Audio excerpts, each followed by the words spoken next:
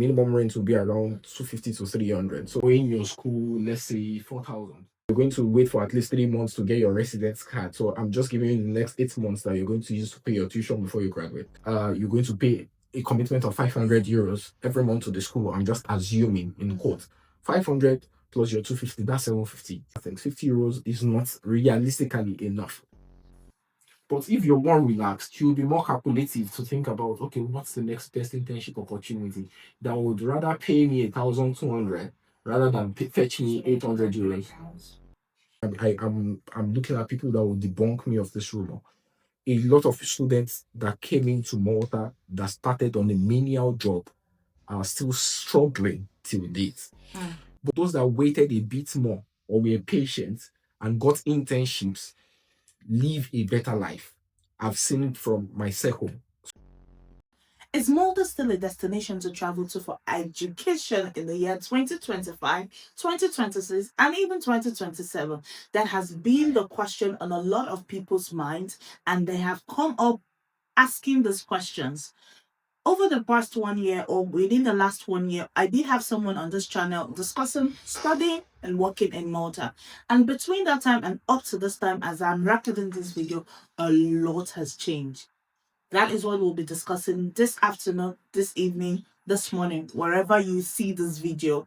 Hi, I'm Chamaka, your favorite Nigerian girl living here in Malta. And on this channel, I share my experiences living in Malta as a Nigerian, as well as other people joining us to discuss what their experiences have been and every other thing in between a lifestyle. Don't forget to like this video if you find it helpful, share with your friends, and subscribe to my channel. This evening, I have Mr. Adeniro once again on the channel. Hi Ade, how are you doing? Very well, thank you. Good evening, Chiamaka. Thank you, but I'm all right, thank you. You have lived and studied now. We're saying studied because you graduated. Of course. It's part of those things that happen. And grown over the past year. Yeah. We're going to talk honestly about what your experience has been, what has changed between the last 1 year, especially for people who are coming into Malta to study, and what the challenges has been, the surprises, and what's next. So basically, as honest as you can be, so that someone can get to learn one or two things from this video. I hope I can get you to do that. Of course, sure. Great. So it's been over a year. I can't believe it's been a year that I had you here. Time flies, though. I know, right? Time flies. I know. So how has life changed for you ever since then? Well, it's the bittersweet experience. Actually, you can't have it all. You have a mix of it all. So I think I've had a loss and I've had a gain, several gains as well. But still, yet I'm grateful for life. So I remember we speaking about life in Malta generally and what it brings to you. But all in all, for the last 1 year, I think I've learned a lot. I've seen a lot. I've learned a lot, and I do not mind sharing my experiences here.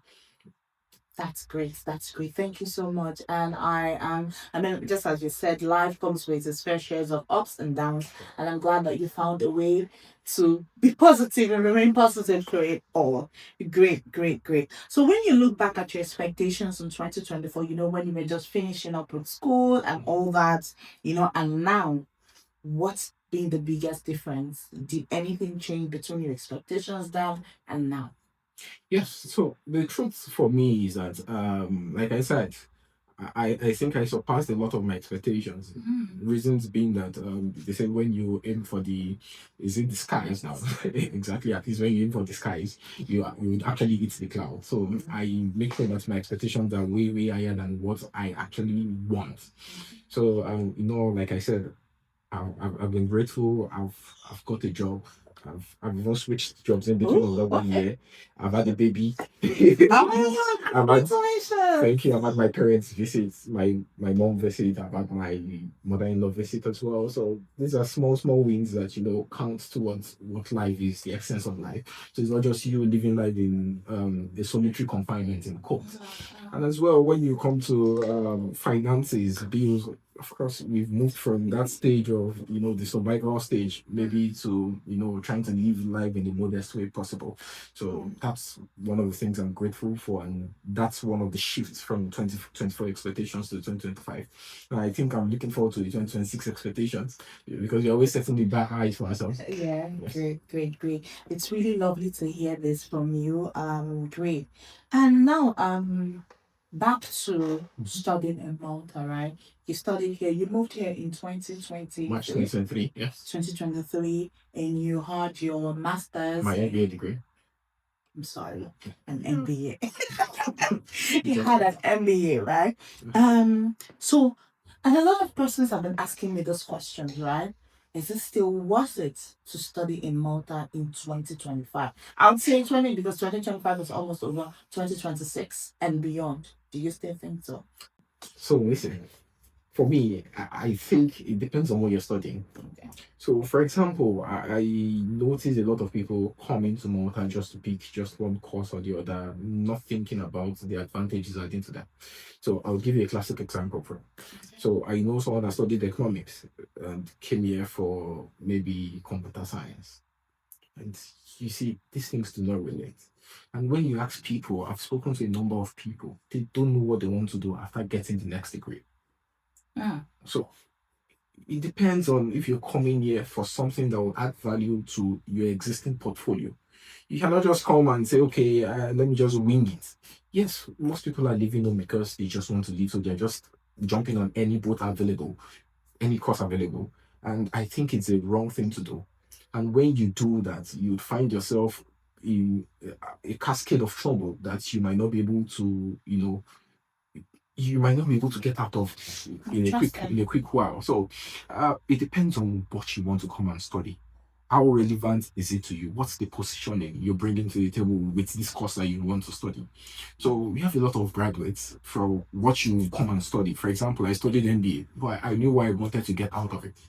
So I got the MBA degree just so I could leverage it in my industry. And I would say I'm fortunate enough by virtue of grace to have, utilized the opportunity when it came, and I'm still utilizing the opportunity. But a lot of people don't know what they want to do with the next degree. So it's not just about you studying or you just choosing a course. You come to Malta, you have to choose a course that aligns with your value, with what you can bring to the table. Because every system tries in value. What you bring into the table really matters a lot for you to grow. So is Malta worth it? Yes, it's still very worth it. But if you are not relevant to yourself or relevant to your society, you're not doing well for yourself enough back home. You don't think you'll come here and come and succeed. It's the chances are really, really slim. I'm sorry, I need just to be very factual. That's Thank the you for the honest truth. honesty. Yes, I need to be very factual. Most people coming here struggling. I'm not saying 100% of them. I'm not even saying 50%, but a bulk of them didn't do their research properly before coming. So it becomes a problem for them when they come here. That brings me to my next question. That a lot of influencers have talked about Malta, schooling in Malta as well. So, and I would like to ask, do you think that Malta is still affordable to study in the year 2025, 2026 coming on? The truth regarding it is affordability is relative to your pocket. And it also brings me to the next question to say, what can you afford? Now, I've seen a lot of influencers preach that if you have 5 million naira, you will come to Malta and study. And it's this is appalling because when you come to think of it, even coming in 2023 when I came, I spent close to 15 million because my tuition back then with American University, I think my deposit was around 10,600 euros, and if you have to convert it considering today's exchange rate, it's it's a lot, and that was not even my total tuition. There was no, let's say, okay, rent for a few months was included, but that wasn't my total tuition as of 2023. It would interest you to note that the same school I finished increased their tuition, like it doubled. Now, to mention this, there are few schools out there that people mention that is relatively affordable compared to like mine. which is quite all right. But you ask yourself the question, what are you coming to study exactly? You see, these people just give you a diploma course for a certain fee, and eventually you're stuck in the system. And I can break that down. For example, they tell you come study a diploma course, NQF level 4, level 3, level 5, or whatever it is, for about 3,500 euros. And they might tell you that's a one time fee. I even doubt if there's any for 3,500, but if there are, it means that you come into the system, you don't even get a residence card to begin with. You only have to extend your visa, meaning that once you're done, you have to book your return ticket and go back. And a lot of people in that circle think, okay, once I pay the 3,500, I'll sort my life, I'll get a job. It's a lie. You can't even get a job with a visa, just a visa ordinary. You're not allowed to do that. It's illegal. And if you get caught, you're deported. So why pay cheap instead of you to go for premium and get the whole package? For example, you pay the premium, you pay for a good school, you get a good certificate, you finish. In fact, that school still recommends you to other companies. You can work part time because you have a residence card by virtue of you applying to a reputable school. So why go through the stress and the rigor of paying cheap and having to live from pillar to post and still being scared of being deported while working and be scared of the future when you're done with school? I've seen a lot of people in this mess.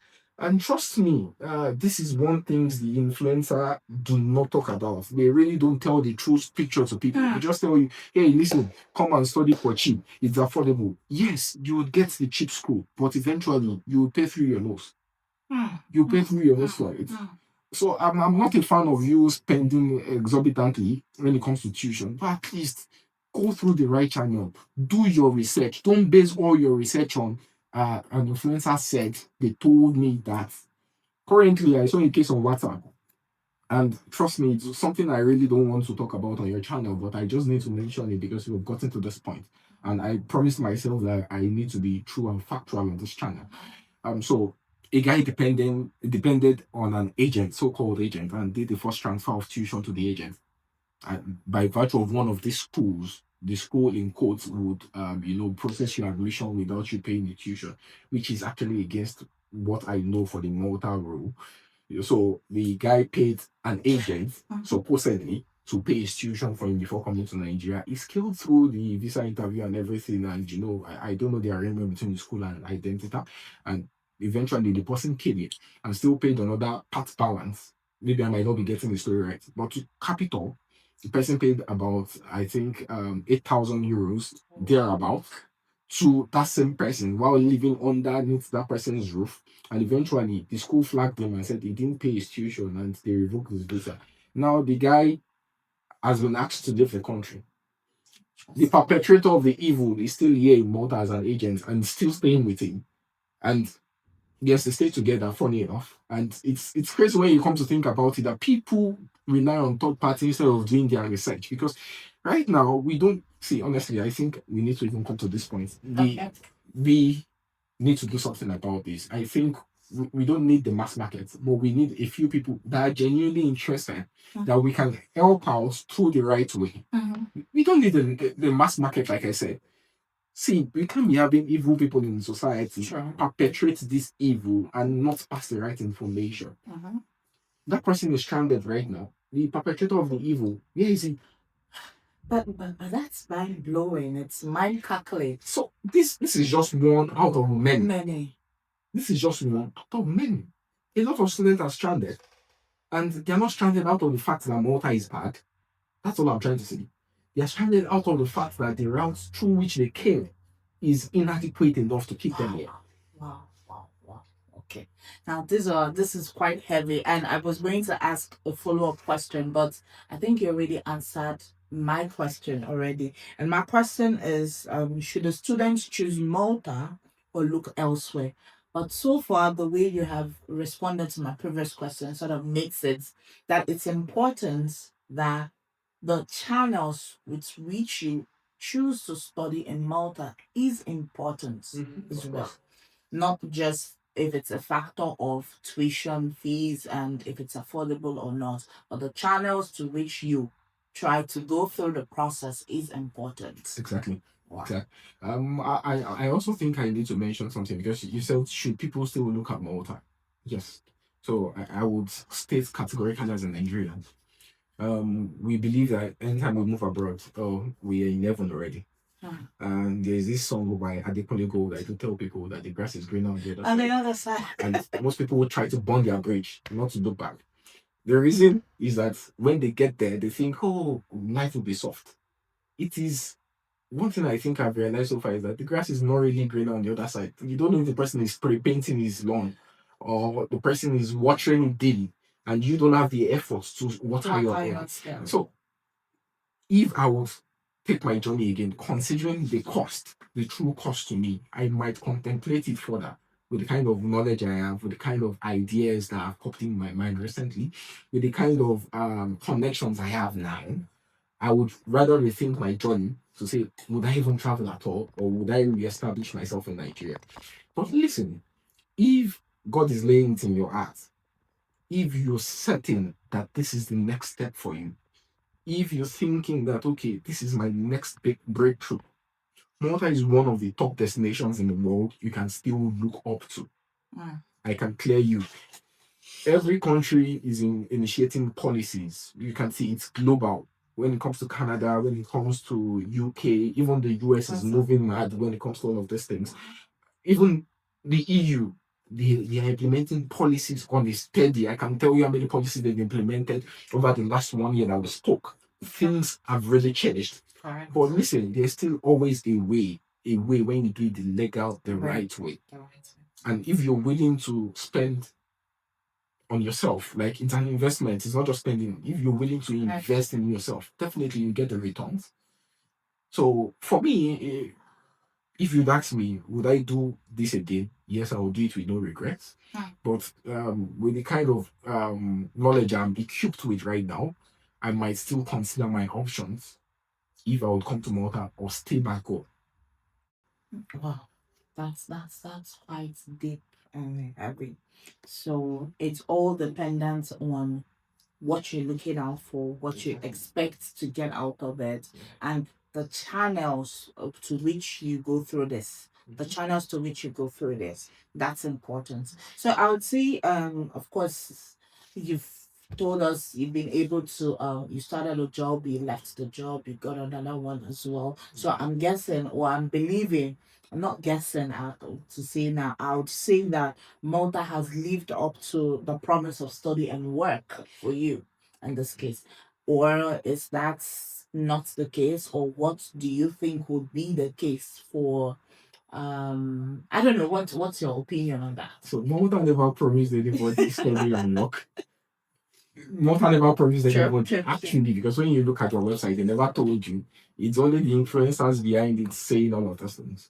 All right. Listen, um, the world generally, not just Malta, thrives on the value system. If you add value to a society, you'll be relevant. You will get a job. If you add no value, you will struggle to survive. It's simple. Value addition is what is key here. We've seen a lot of people come to the system from day one. In fact, from day zero, they get offers. And why? They're bringing something unique, something different. And we've seen people here for years, and they seem not to add so much value to the system. And one way or the other, they're paying for it through sweat, having to do menial jobs or labor, hard labor. So I'm not saying that there is no grace in quotes. I'm not saying people are not backed by grace. Yes, people are backed by grace. People are backed by favor. But these things as well. These things are as well are dependent on what you bring to the table. You can't pour from an empty cup. Sure. That's it. Okay. So, but what would you think, or what would you say the job market is like right now? I mean, to give a context, I moved here, I relocated here 3 years ago, and I came through the job market. My job relocated me here to Malta, and from my own perspective, I believe that a lot has changed as well between that time to now. And but I would say it's a bit different for me as compared to someone who had schooled here and now trying to find a job here. So, what will you think, or what do you think the job market is like? So I would like us to have a conversation around what you call the job market itself. Now, listen, you came here 2023, you were relocated by your job. I came here 2023, I came through school where I got jobs and switched. This speaks something to me, it speaks volume that they are in need of certain skill set, right? Is the skill set filled as of 2025? I honestly don't think so. I've spoken to a few HRs and they are finding it really, really difficult to find the right candidate. Right candidate. So are you saying that there are no jobs that exist in Malta? Of course, there are jobs. But are you the right person for the job is the question. So if you're the right person for the job, of course you will get the job. So aside from this, when you look at the market saturation in Malta, yes, it's believed that there are no jobs, this, that you start from millions. Yes, there are element of truth in all of these things. But Malta, because it's a very small country, people tend to come and go. Only a few people stay for a very long time to keep themselves in that job. So, for example, if you're studying now for a year or two and you know about a particular industry, I'm sure at some point people in that industry, other Europeans that might not want to live in Malta anymore, they would shift off the job. It will become your turn. Your advisor will say something. "Torí bá pẹ́ ńlẹ̀, á dire." Like, and they also have this saying that exactly. Exactly. So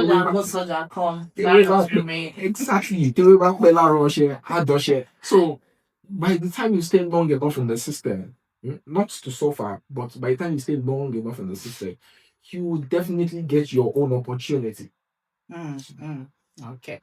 Great. So another question that I get a lot is what kind of jobs do students realistically get? Realistically, what kind of jobs? Some people believe I've had people who had asked me, oh, can I get a job that can help me pay off the rest of my tuition while I'm here in Malta? So I pay a deposit and I move here and then try to get a job to pay off my deposit. Are there jobs like that for students to do as at now in 2025? And looking at the changes that have also happened over the years, are there jobs like that? Considering the changes, there are only a few jobs like that. And it's going to be an overkill. It's going to require you burning the midnight candle, doing the extra. Now, as a student, in reality, let us put a base figure to what you might earn. If, for example, you're working in a restaurant and they're generous enough, they will pay you between €6 to €10. Let's maximize it at €10, for example. And you work diligently for a minimum of 20 hours a week, which the government permits you as per your study. 20 hours a week? Yeah. 20 hours a week. A week? Oh, really? Yes, it's 20 hours. 20 hours a week, yeah. Yes, 20 hours a week. At some points, they were fluctuating between the 15 hours to 20 hours. 20 hours a week. So, okay, that's why I was a bit. So let's say 20 hours a week. Okay. And you're earning, that means you're earning €200 per week. And meaning that you're going to earn a maximum of about €800 in a month.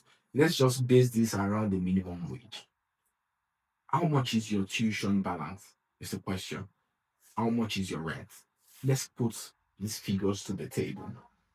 Is it going to be realistic that you earn let's say €800 and you have to pay a commitment of about, let's say, €1,000 every month? Because you need to factor your rent. The minimum rent will be around 250 to 300. So let's just put it in the average of 250. Let's say 250. You're going to pay 250.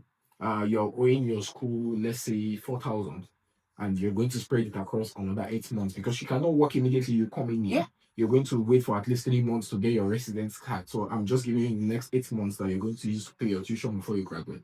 So meaning that you're going to pay a commitment of €500 every month to the school. I'm just assuming in quote 500 plus your 250, that's 750. You would need to eat. You need to take care of yourself. Do other things. €50 is not realistically enough to get all of those things. Okay. Now, my own advice to people is that in as much as you come in from Nigeria, try as much as possible to pay at least 80%, if not 100% of your total tuition. if you want to borrow it and you think it's okay by you, or if you have a finance or financier, or what's the English? Financer. Exactly. Let the person finance you and look at how you can pay back in convenient times. So a lot of people would get pressured by the fact that they have these existing bills that have not been met. But if you're more relaxed, you'll be more calculative to think about, okay, what's the next best internship opportunity that would rather pay me 1,200 rather than fetch me 800 euros. And I've told people, and I would say it, I'm looking at people that will debunk me of this rumor. A lot of students that came into Malta that started on a menial job are still struggling till date. But those that paid, perhaps maybe not paid, but those that waited a bit more or were patient and got internships live a better life. I've seen it from my circle. So I have the statistics to back this up. I've seen it from my circle. A lot of the students around me that used internships, IT opportunities to get into companies just to do things on the side instead of the menial job, restaurant jobs, are doing way better. So positioning. Exactly. So your strategic positioning matters a lot. Okay. These things they will never tell you. Agents will never tell you. They'll never bring it to the table. Still yet, they will tell you, hey, come to Malta with 5 million. Come to Malta with. Oh my God. They would see. Even that Nigeria that you are, I'm sure 5 million is not enough to pay back up university tuition.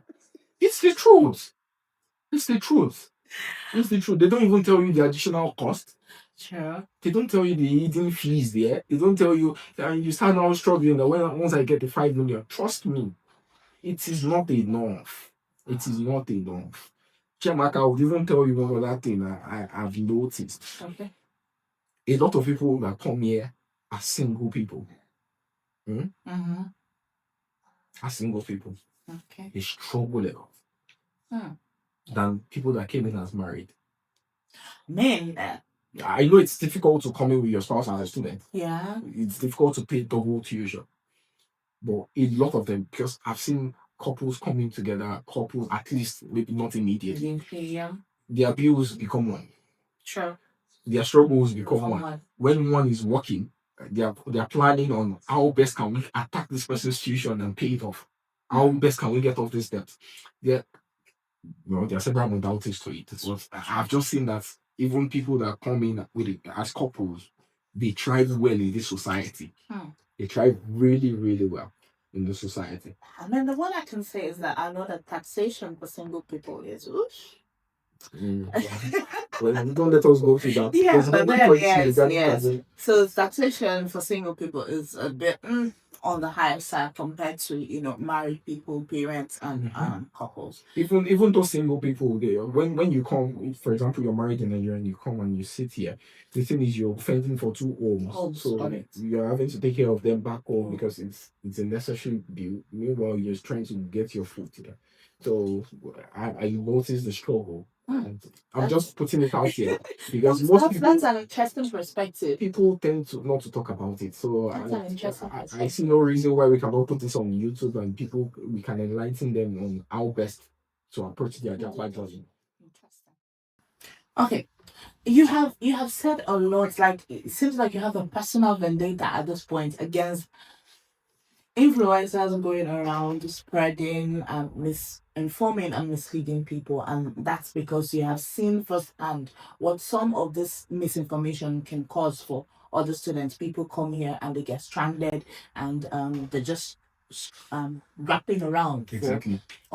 On other people basically for support and for how to solve their problems, right? So I mean, are there myths that you think that you believed, based on what was online, what you had seen before arriving in the island? So for me, I didn't perhaps believe in anything I saw online so much because I did my homework. The only thing I think I fell for was the fact that okay, by the time you get here, you might be able to get your passport within 5 years, which is not true for Malta. Realistically, most people get it if you're very, very lucky within 10, 11 years. If you stay here for 17 years, maybe you might be considered. Maybe. So, but if you're adding value to the system, for example, you're highly educated, you are adding value to the healthcare system, and they know you as maybe then they will consider you. But you're just one of the Yorubas will say, "Mekunu," you are one of us. One of us are wallowing together. And they know they give everybody that kind of thing for you. So that would be the meter.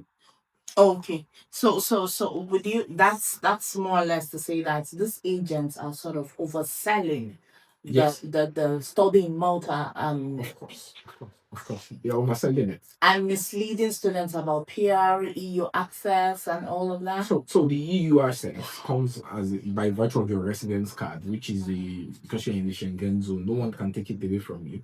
But when it comes to the PR or the long-term residence depends on numerous factors. And one of the factors, like, will be the I belong course. You have to do the integration into the Maltese society, stage one, stage two, stage three. And that stage alone, regulated by the government, can even take you 3 years to get it done. So you could eventually live here for 5 years and not get those things done. It doesn't mean you get the long-term residence or the PR in quote. Sure. So even if your job decides to withdraw their application from their sponsorship, forget the PR. So there are several numerous factors. It does not come automatically because I've stayed here for 5 years. Automatically, no. You need to earn it. But do you think that there's a reason that motivates these people to spread this misinformation to oversell Malta? The only reason is the ignorance of our people. I keep telling you, you can't be ignorant and expect good luck. People would always bank on your ignorance and make money off you. If you're not making money off you, they are going to turn down your emotional well-being. So you're going to get depressed eventually because you think, okay, you're not doing well in the society. So, for example, now someone that said, "Oh, you would get your PR," let's say, for example, in 5 years, and you eventually live 5 years, and you're still going to believe that, and you don't get it, you start asking yourself questions like, "What have I done wrong?" Yeah. So, Okay. Okay. So what's one positive truth, that people don't talk about enough on the whole relocate to Malta to school, study in Malta process? so the honest truth about that is that people barely emphasize the fact that Malta is a low-hanging fruit that requires you to give back to the society. Okay. Can So you give let me more explain. context? Yes. Let me explain. Take this as your own country with a population of 300,000 people, but you have an influx of, let's say, about 1 million to 1.7 million tourists in quotes. If you give the citizenship to 1 million out of the 1.7 million people, it means that the external population has overridden the what's the name, indigents here. Yes. Indigents here. Now, how best can you gain the trust of these 300,000 people? You have to be a part of them. This is one thing that is being underemphasized. That for you to get the benefit out of Malta, you need to give in your best. You need to add value to the system. And this is one thing people barely talk about. People just want to get the opportunities without putting in the work. So when they talk about it online, I just look at them and say, "Hey, listen, nobody would hand over their property to you and just say, hey, take it and go." When you look at the square meter of Malta, it's not even as big as Lagos. It's not even as big as a local government in Lagos. When it comes to this population, this set of people want to preserve what they have. So they're protecting from external influence. So, and when you look at it, now that you come to Malta, get this, get that, they will not hand over it to you on a platter of gold. Sure. They will not. So this is one thing that is really underemphasized. Okay. Oh, that's been really it's been so insightful hearing from you, listening to you talk about your journey so far. And with all those problems that you sort of have listed, is there like a this is not to be like an advert, but see based on what you know, is there a reliable, trustworthy agency that you think can help people guide them in, okay, having these conversations with them? Hey, look, this cost that it is that you're thinking that you have in mind, right?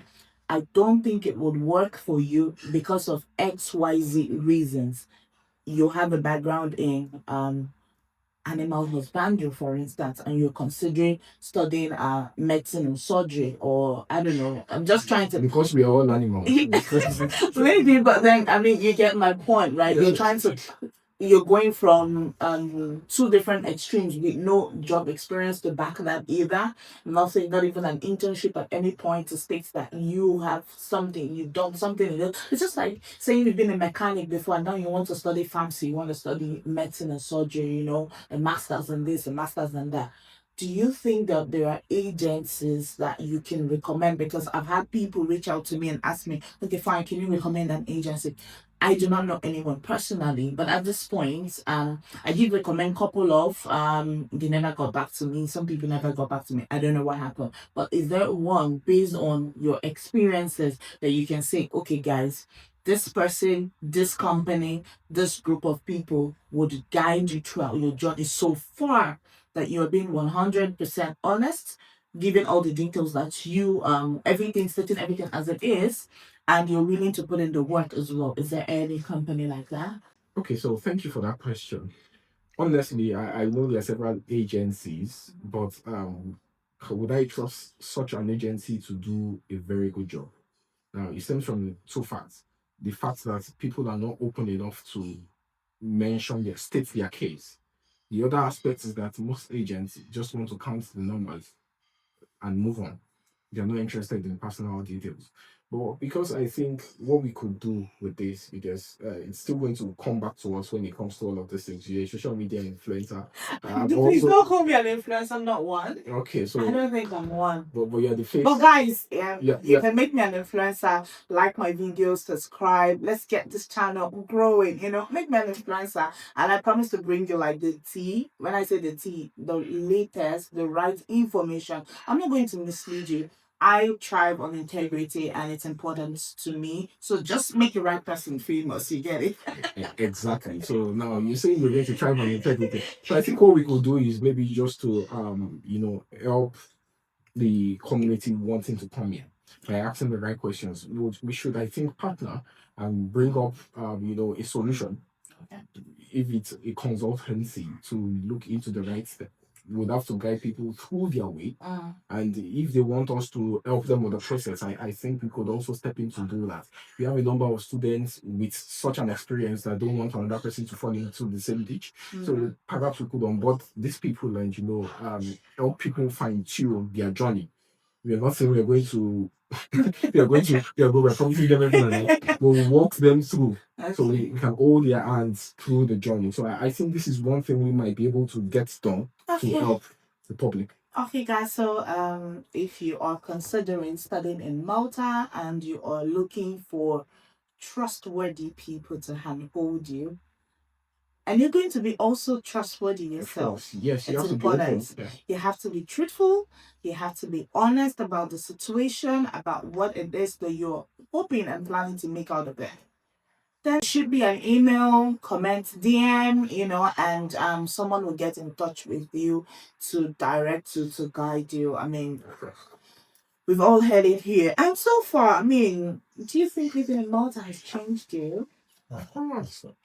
Of course. Can't you see me? No, seriously. And I've mentioned a lot of days as well, so I'm glad, I'm happy to hear. I'm grateful. I'm grateful actually to God because it's not just about Malta, it's about you growing your life. So I think this phase of my life, I'm growing a lot.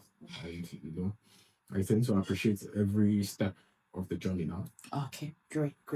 So, and I'm going to ask you, I have just three more questions, and I mean, sorry to take your time, but these conversations are important because we have seen a lot of people, becoming really stranded, getting in troubles for these issues, and it's important that we have these conversations. So I'm gonna ask you, what should students check before applying to any school? I did remember that I saw on the internet at some point about some students getting into some problems with the school that they had signed up to or they were going to, and the school sort of had seemed to have lost its license. License, yes.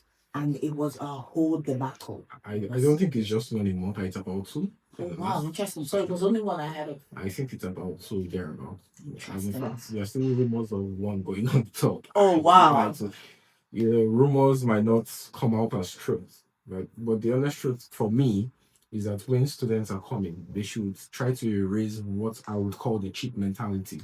Because if you're not paying for something, you will not get anything in return. Like if you pay cheap for it, you will not get quality in return.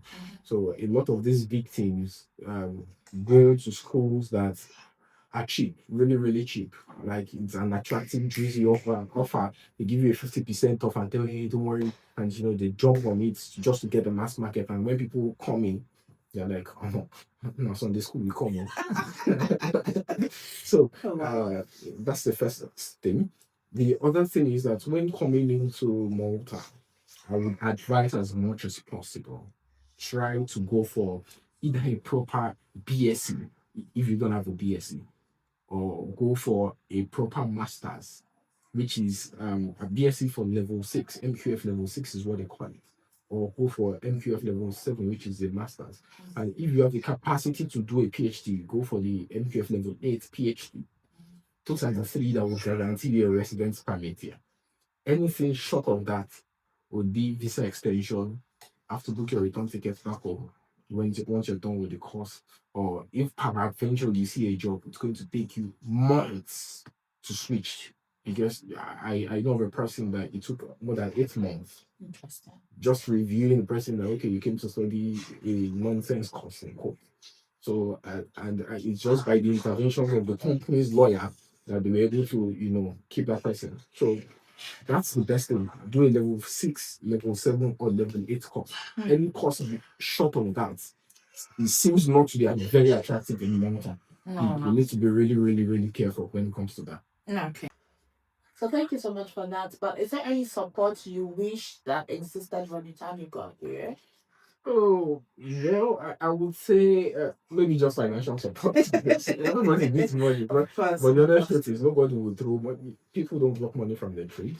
I wish I had a platform that disseminated information for almost free, right? Where I would be able to get this information at fingertips. I had to go in depth and learn from people's experience, and this I wish I had. Okay, so we're gonna have a quick fire fun, like quick questions for you. So I have 3 questions for you. Quick. Don't think so hard about it. Just, Okay. yeah. So one thing you miss from home. It's my parents actually. Your parents, okay. One Maltese discovery you love. Well, I would say the night view. Night view. Oh, okay. And one word for your Malta journey. Gracias. And that is the perfect way. Grazie Hafna, guys. Grazie Hafna for sharing. Grazie Hafna for sharing your honest journey. Mush Hazin. Thank you. So if you're watching this video, and you're considering moving to Malta, a lot has been said. Ade has given us beautiful nuggets and insights about his journey, and we can help you as well, as he had suggested. So shoot a DM, shoot an email, and let's walk you through the process.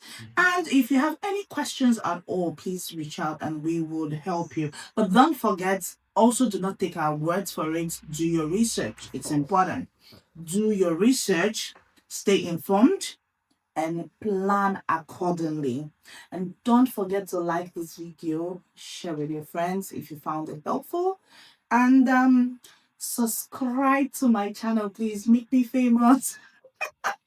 Make me famous, and until I see you in my next video, I promise there's more to come from where this is coming from. See you in my next video. Ciao. Thank you. Ciao. Bye-bye.